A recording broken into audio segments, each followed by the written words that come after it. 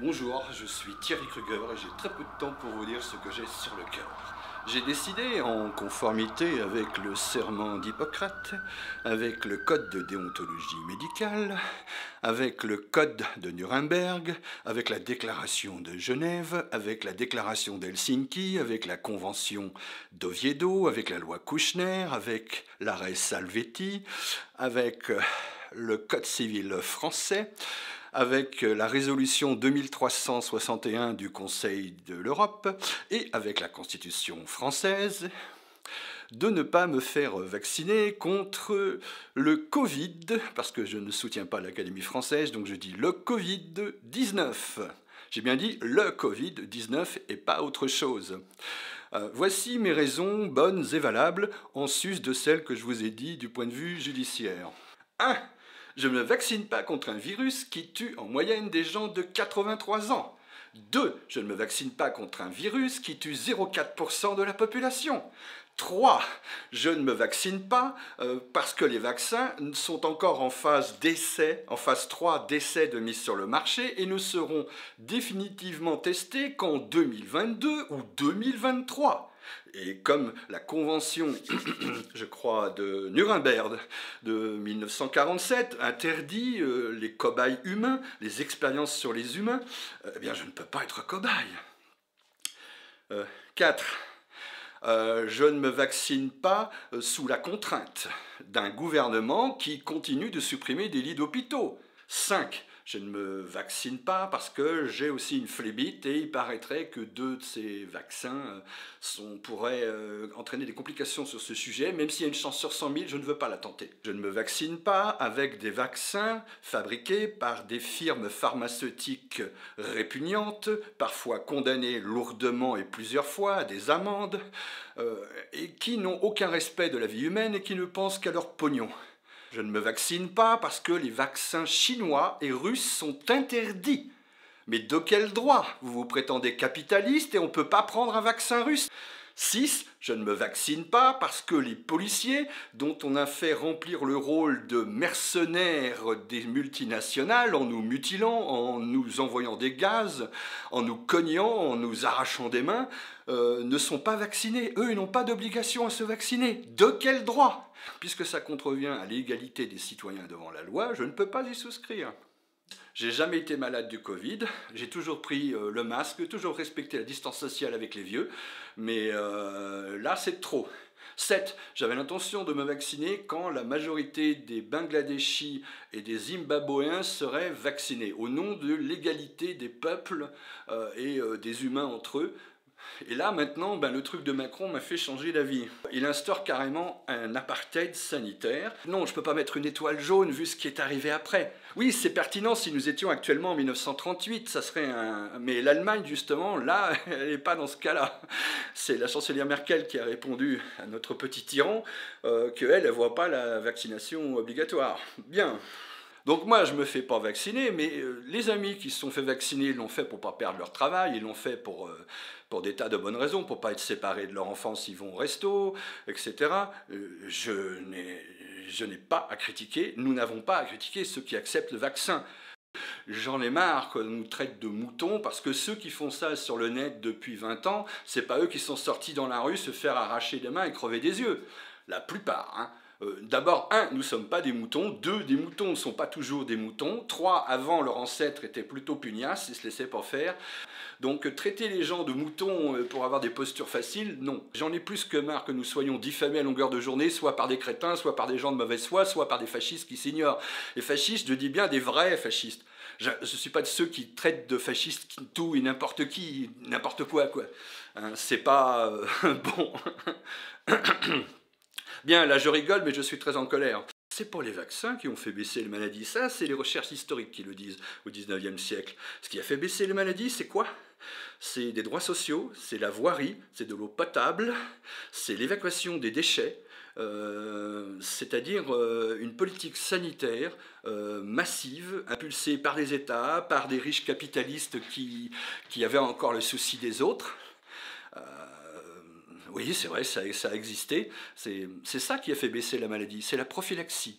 c'est-à-dire l'art de se protéger. À partir du moment où on découvre les virus, les trucs microscopiques, eh bien on va commencer à stériliser les instruments chirurgicaux. On va commencer à porter des gants à l'hôpital, à les jeter, à les changer régulièrement, à se laver les mains. Rien que le fait de se laver les mains. Mais pour se laver les mains, il faut avoir de l'eau courante, il faut ou bien un puits à côté. Et pour avoir de l'eau courante, il faut une politique d'assainissement. Et puis cette eau usée, si elle est évacuée par des égouts, il faut aussi penser aux autres types d'ordures, où est-ce qu'ils vont, comment on les ramasse, etc. Donc en fait, ce qui a fait baisser les maladies, c'est l'assainissement, l'eau potable, les services de ramassage des ordures, les lois sociales, les lois qui ont permis aux gens de mieux travailler, de mieux se loger, de mieux se soigner. C'est-à-dire c'est la médecine gratuite, en partie gratuite, c'est ça qui a fait baisser les maladies. Et ensuite, quand les vaccins arrivent, ils l'achèvent. C'est-à-dire qu'ils font tomber rapidement aussi les taux de mortalité une fois qu'ils arrivent. Mais c'est-à-dire qu'ils achèvent le travail. Le vaccin, c'est le sommet de la lutte contre les maladies. C'est tout en haut, c'est ce qui termine le travail. Nous dire qu'on est des anti-vaccins, mais c'est à mourir de rire, quoi. Ça veut dire qu'il y aurait 1 500 000 soignants en France qui sont contre les vaccins, alors qu'ils ont fait des années de faculté de médecine, pour beaucoup. Ou bien l'école de pharma. Mais qu'est-ce que c'est que ce truc ? Moi, comme je suis pauvre fiduciairement, même si j'en ai dans la tête, je peux laisser tomber les voyages au long cours, etc. De toute façon, j'aurai pour les moyens de me le payer. Moi, c'est facile pour moi de ne pas me vacciner. Dans ce flot de désinformation et de haine, ça, et tout, continuel, il veut pas se faire vacciner contre un truc qui tue 0,4% des gens et que des vieux. Mais dites donc, j'ai envie de dire les vieux, vous avez voté pour les partis qui ont détruit l'hôpital, qui ont détruit l'industrie, qui ont détruit l'artisanat, qui ont détruit le petit commerce, qui ont détruit l'agriculture, et puis maintenant qu'on détruit les corps intermédiaires, l'éducation, la santé, la police, même les flics, bien que je sois un art. Il faut une espèce de police, oui, mais alors que celle-là, non, voilà, elle est discréditée. Et il faudrait en plus qu'on préserve la vie des gens qui ont voté pour les gens qui ont privatisé, qui ont démoli ce pays depuis 40 ans, qui l'ont mis dans une pseudo-fédération européenne qui n'est qu'un grand marché dérégulé. Il faut qu'on se soucie de la vie de 0,4% des gens, des petits vieux.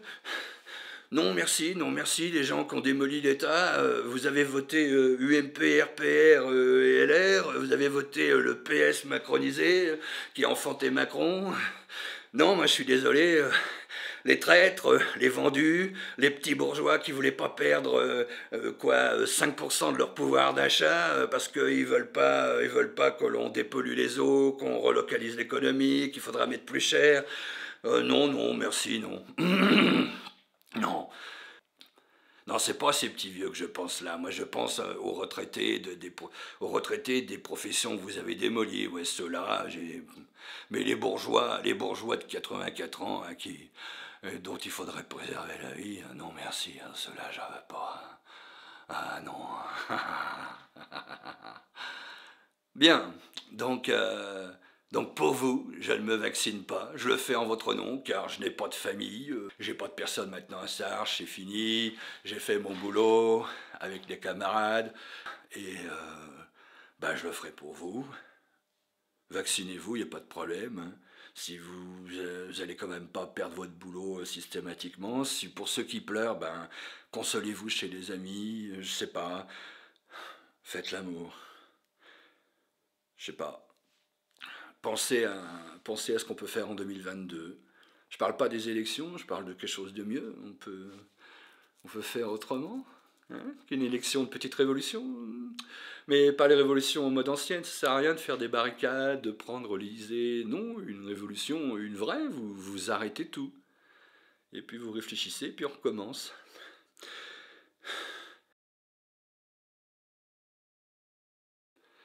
Je peux maintenant quitter Mr. Hyde pour redevenir Mr. Kruger.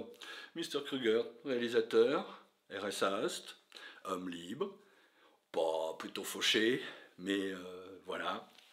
Alors, je ne suis pas particulièrement pessimiste, je ne suis pas dépressif, Je suis pas doloriste, j'ai pas envie de souffrir et de me faire mal, mais je me vaccine pas parce que j'ai une foultitude de bonnes raisons de ne pas le faire. Et surtout, je n'ai pas de mauvaises raisons, hein. Je vous ai dit ce que je pense des vaccins.